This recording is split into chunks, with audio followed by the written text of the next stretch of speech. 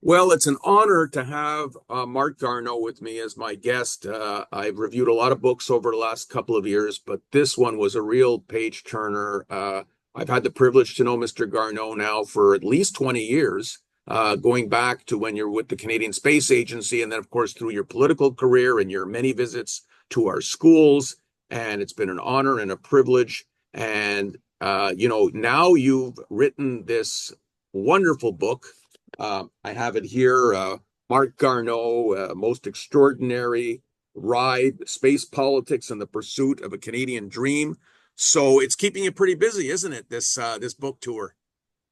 Yes, it is, Michael, and good to be with you. Now that I've written the book, it's time to go out and try to sell it, and Yeah. so I'm enjoying that experience. Uh, you were one of the things that one of the many things that was interesting in the book is that you were actually offered to write a book many years ago after your first flight, and you wisely decided that wasn't the right time. That's right. Right after my first flight 40 years ago, I was approached by a company and they wanted me to write the book, or they would ghostwrite it for me. And I thought about it and said, well, look, I'm only 35. It's too young to write a book. And so I put it off, and finally I got around to it now. Well, I think that you have a lot more, you had a lot more to say, all these years later, because your life, I mean, how many people have achieved, gone to space three times, been a cabinet minister and all the other things. Growing up, you write that by the age of 12, you had lived in seven different places, because your dad was in the service. So that was a pretty interesting way to grow up for a young man. It was indeed, and I liked it. It's not everybody that takes to that kind of constant moving. One of my brothers, for example, he hated it every time because he would lose his friends and have to make new friends. But I seemed to thrive on it, and I think it probably sort of indicated that I like to go out there into the world. You must be very familiar with companies with moving trucks because your whole life you've actually been stable now in Montreal for probably about 20 plus years, but before that you lived all over the place. I did. I can't remember how many places. My mother used to keep account of it, because she had to sort of settle us in and move us all the time, but probably about 20 different places. But you're right. Now I'm in Montreal. I've been in my city of Montreal now for 23 and a half years, and I don't intend to move anymore. Well, that's good to know. I thought with the name Garneau that you were francophone, but you grew up and you decided to go, your parents sent you to French school, French immersion school, so you became bilingual as a child, but you weren't born francophone, So my father was a francophone, but my mother was an anglophone. She was right? from Sussex, New Brunswick, and so when we were growing up, we Mhm. tended to speak English in the house, and it was only when we went to school that my parents decided, well, you should know French, so they sent us right away into kindergarten, into French, and I went through all of my primary and high school in French, and part of my university as well. And so that I say in the book was, I think, one of the greatest gifts they gave us was to, make sure that we would end up being bilingual in a country like Canada. And one of the things our current CAC government doesn't realize, even though we're called, for instance, the English Montreal School Board, you've seen it at our schools. Uh, there's so many, bilingualism is embraced, even in Montreal. I go to Provigo on Monkland Avenue and I can't find someone there who can speak English to me. So, I mean, really, uh, they could learn English, but the language of French is pretty strong here in Quebec, despite the political concerns. Yes, it is. Yeah, you're right about that. There are places where you're unless you do know French, you're in a bit of a pickle. So yes, it Mhm. so and that's why so many Anglophones in Quebec have embraced French, and it's the nature of this province that we live in. It's rather unique, but that's the way it is. You're very honest in the book about your entire life, and you were probably a good kid growing up, but like anyone else, you did your pranks and you did certain things you weren't proud of, and you don't hide that. And one of them was a kind of a teen prank inspired by a friend where he wanted to vandalize a car. You hadn't even done the vandalism, yet you took the hit for it. You got arrested. You were in Quebec City, I believe, at the time. You were put in jail. Your very understanding father came and bailed you out, and he didn't give you he didn't give you a yelling match for it or anything like that. But that seemed to inspire you yourself to go in the service. That actual experience. Yes, it did. It was one of those moments in your life when you make an important decision. And you described the incident. The fact is, I was also drunk. So, Yeah. and I was a 16-year-old. And that experience shook me to the core because it made me realize, and you're right, I was a bit of a rebellious kid. It made me realize I had to get my act together. And so shortly after that, I actually went down to the recruiting center and said, I want to join the Navy. And how did you enjoy that experience in the Navy from the time you started and as things went on? I loved it. It was my first love in life because when I was 7, our family crossed the Atlantic Ocean in a passenger liner. And again, when I was 12, going the other way. And I was really mesmerized by being out there on the ocean. I just loved it. It was as if I'd found my calling. And I decided, I guess, at that point that when I grew up, I wanted to be involved with that. And so the Navy was a natural for me, even though my father was in the Army and I'd lived on Army bases. I knew I didn't want to be in the Army, but the Navy to me was something, it was almost romantic. And so that's what took me towards the Navy. So, remember you telling this story when you visited Marymount Academy International? It was the first time I had heard it last spring, and that's when you told me you were writing a book, and I couldn't wait to see it at that point. But it was June 1983. You were reading the Ottawa Citizen, and they had an advertisement saying they were looking for astronauts. What went through your mind when you saw that ad? Wow. My goodness. First of all, surprise because I didn't think Canada would ever have astronauts. We didn't have the capability to launch them into space. But then also excitement at the possibility. And the reason Canada was looking for astronauts was because Canada had developed, or a Canadian company called Spar Aerospace had designed and built the robotic arm on the Space Shuttle we called the Canadarm, and it had already proven itself. And NASA wanted to thank Canada and offered to fly 2 Canadians. And so that launched the competition for Canadian astronauts.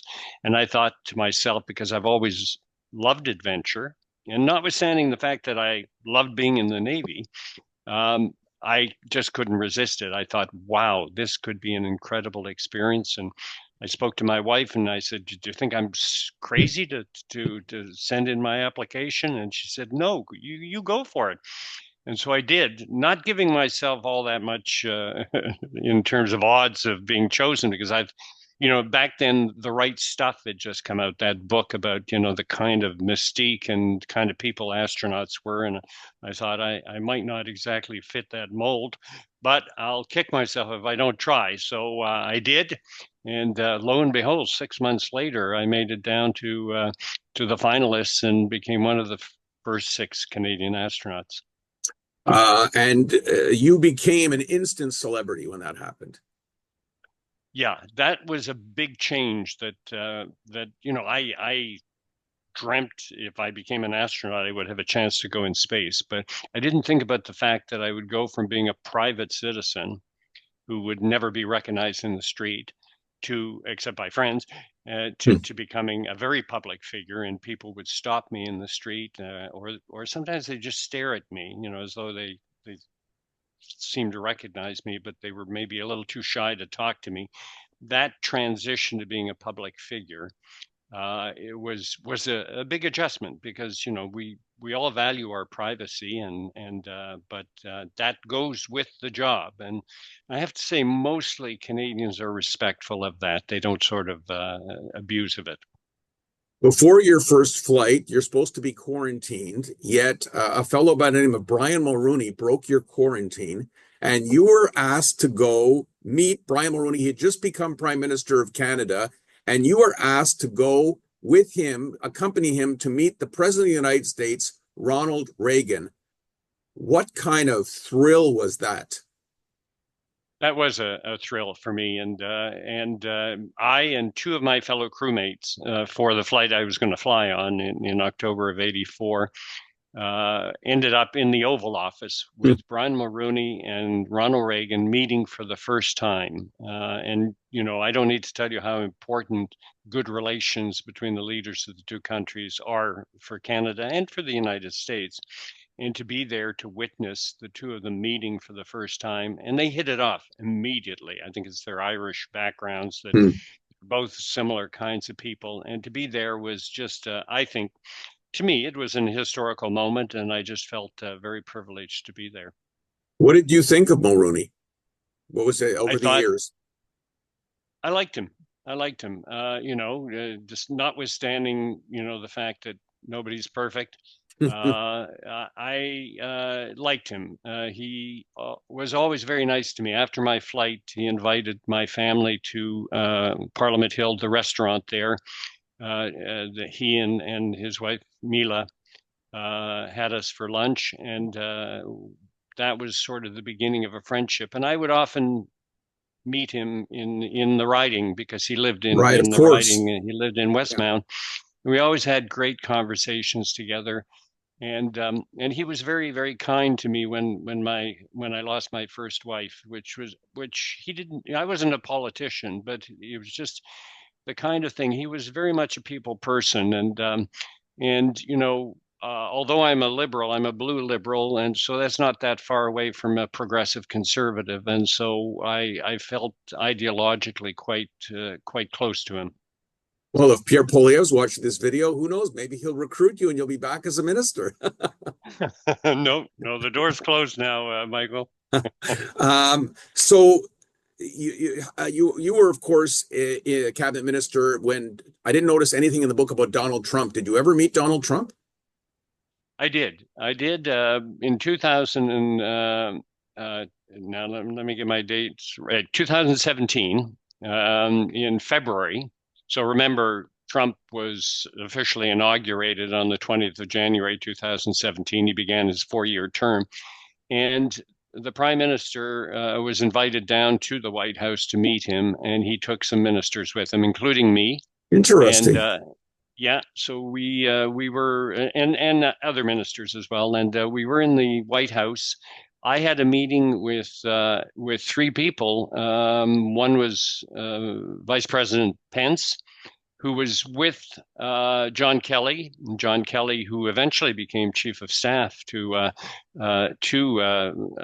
Donald Trump. Yeah. He also was the head of Homeland Security, somebody I got to know and liked very much and certainly respected, a Marine general, and General Mattis, another very respected general.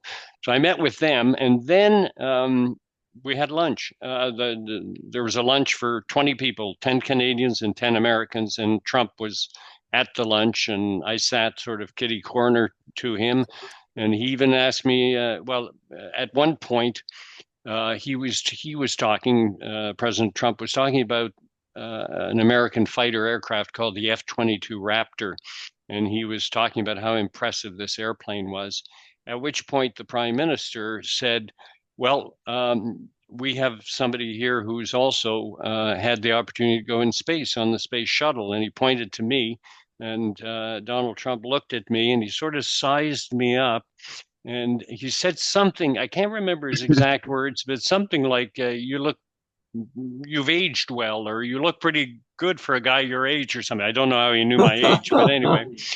And I thanked him for it. And that was the end of my encounter with it's better than him, saying some of the things he said to other people, but that was it.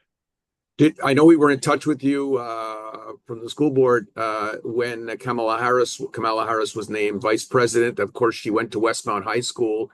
Did you ever meet or talk to her? No, I haven't had that opportunity. I would like to meet her, and of course, I've been following the election very, very carefully. So she's getting a huge amount of exposure, of course, in the past 2 or 3 months. Yeah. So getting to know her better, but I've never actually met her. Okay. So getting back to space, that first flight, what was it like? First time ever going to space.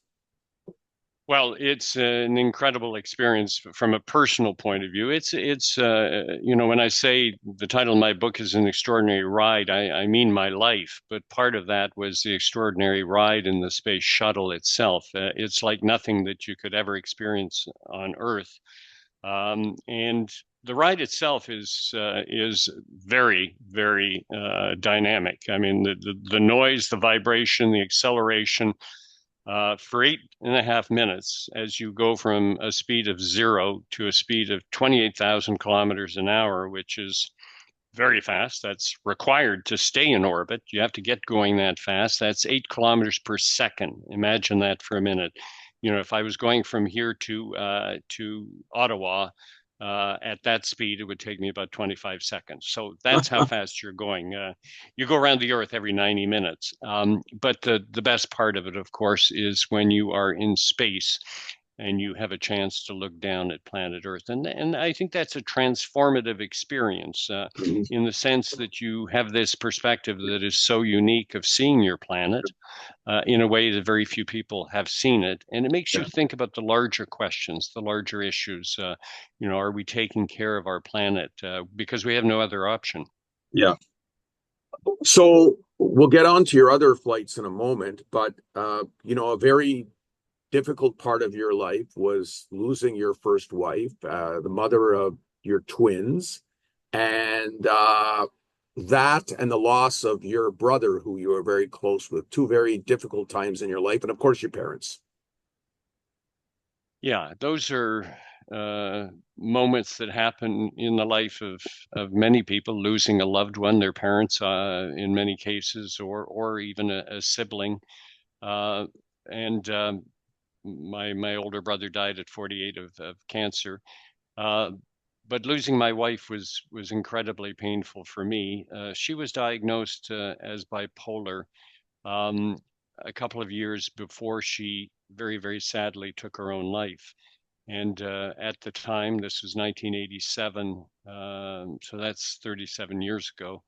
There weren't a lot of support systems in place out there for people who were living with somebody who was living with a mental disorder.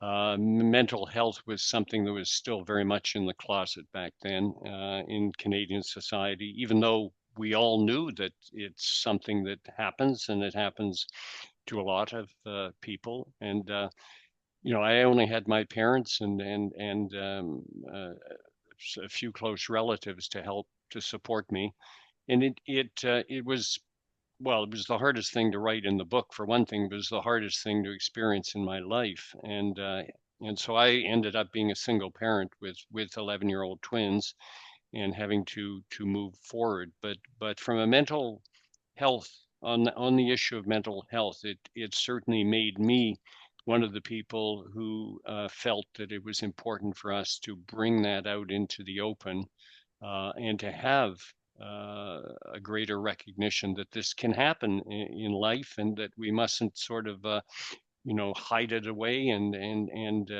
you're on your own type of thing. It's just not right. And so I'm glad that things have changed. We still have some ways to go, but things have changed in the past 37 years, and I think in the right direction. I can see in the book that your first wife was very supportive of your wishes to be an astronaut and your career.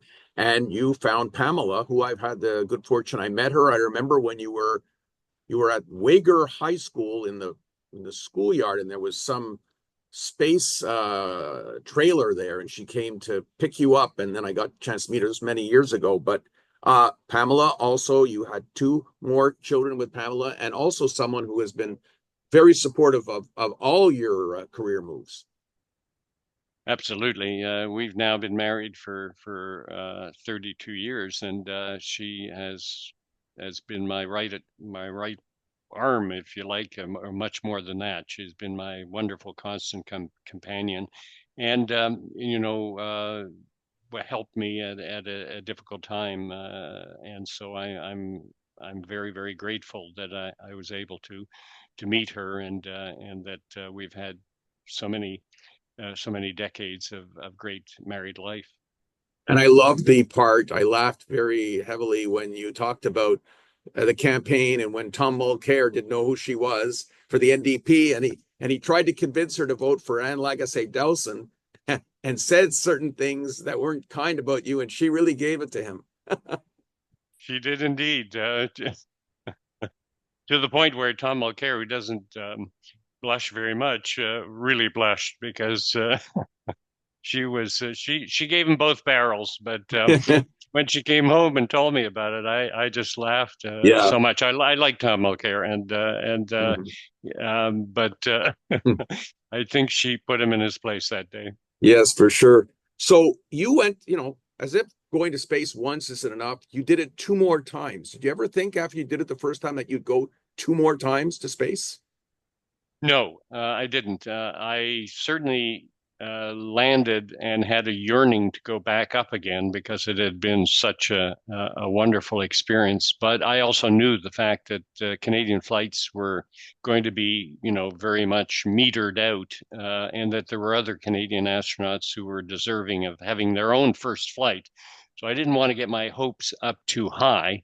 But when Canada decided to be a partner in the International Space Station, that opened things up again. And in fact, NASA invited us to train mission specialists. So those are the professional astronauts. And I and Chris Hadfield were chosen to go down. And so that opened up the door, and I lived in Houston for 8.5 years and had the privilege of flying two more times. But that was a completely unexpected sort of sequel to my first flight. You also had to go to Russia and learn a little bit of Russian because in those days everyone was friendly with Russia. And did you? I presume I have to ask because I like asking these questions. Did you meet Putin ever?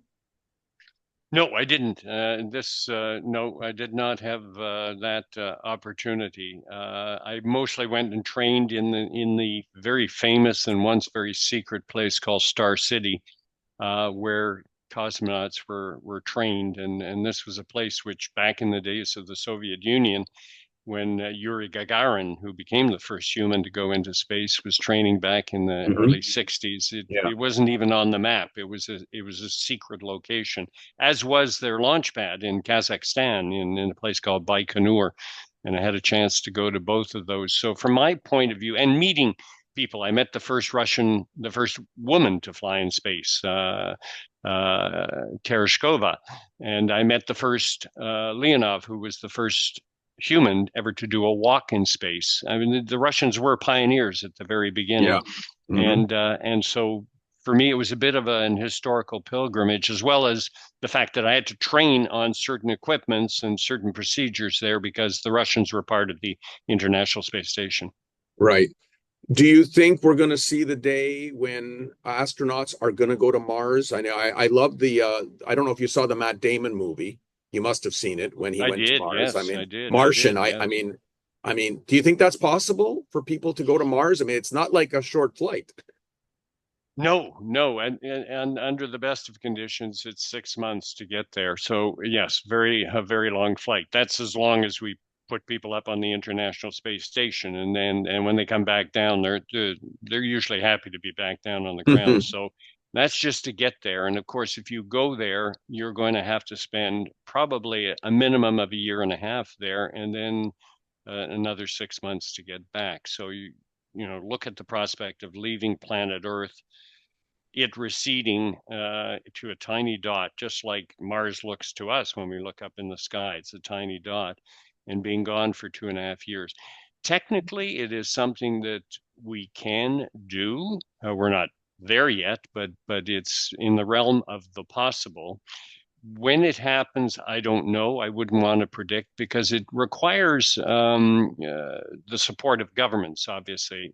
This is not something that's going to be done, unlike some of the commercial sort of flights of private citizens into space, which are profit making for those who the Jeff Bezoses and the Elon Musks of this world.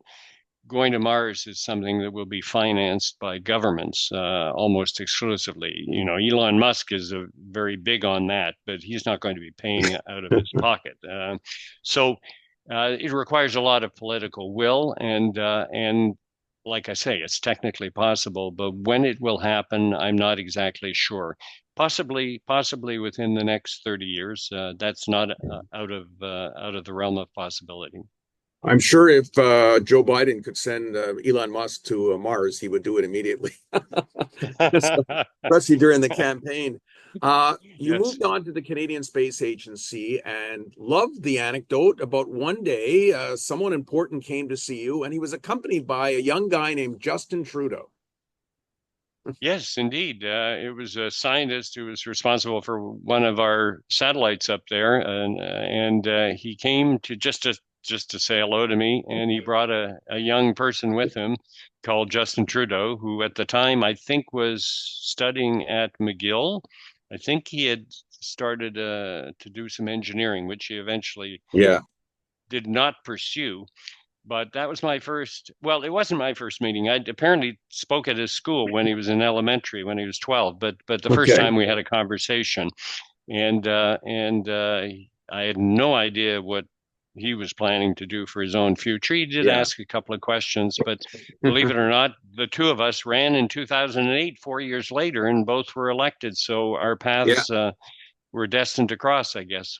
Yeah. Now this is going to air November around November the 4th, so we're about a week ahead of that time. So every day you don't know if Justin Trudeau is going to be the prime minister or not, the leader of the party. But you went into politics and you became a minister. I was shocked how you were minister of transport and he barely spoke to you about the dossier for years, like he wasn't even interested in it. Yeah, I mean, he has a lot of different portfolios to be concerned about. And I guess one way to interpret it is that he had full confidence in me and he didn't Yeah. feel like he needed to consult me. He did pay attention, however, as all Canadians do, whenever there was a tragedy, such as Yeah. Canadians losing their lives in a Boeing 737 MAX 8 Right. flight, or when although it didn't happen when I was there, but the Lac Mégantic tragedy with 47 people losing their lives when that train careened into their downtown and exploded into a big ball of fire. Those were moments when he did pay attention because, well, in the aftermath of that, because that happened 2 years before we became the government, but meeting with the citizens and undertaking to reroute the railway, yes, then he would pay attention, but the rest of the time he did not seem overly interested in transportation as long as things were moving along. You decided to go into politics. You ran in a by-election. You didn't win. That was in Vaudreuil area. But then you tried it again. You won in Westmount. You were in opposition. You were a critic. I love the part where you even went to Israel when you were in opposition, and you had some great stories about your visits to the Middle East. Um, you seemed to be made to be a politician. I mean, I followed your career. I saw you. You were a great politician. I will say that very honestly. And you were also a great cabinet minister. And one of the things I admired most about you, which most cabinet ministers can't vouch for, is that even with your busy schedule as a cabinet minister, you didn't forget that you were also a member of parliament. And you showed up to your schools. As of this recording, Justin Trudeau's been the prime minister for 9 years. He represents two of our schools, and we have not seen him in either of those schools in 10 years, even when he was a Liberal Party, despite begging him. And the same goes for many other cabinet ministers. So you clearly liked your job, but you didn't forget about your writing. Well, it's my writing that was my primary responsibility. They're the people who elect you, and they're the people who can turf you out if they're not satisfied. And so, to me, I took that to heart. It was important for me to be there. Sometimes to be told things I maybe didn't want to hear, but had to hear, Yeah. and sometimes to be told some nice things. But that is your job, very fundamentally. Member of Parliament. I'm there to represent 105,000 people, roughly in my writing, and that to me was something that was sacrosanct, even though I was spending, obviously quite a bit of time in Ottawa. So you ran for the leadership. Justin Trudeau won that leadership role.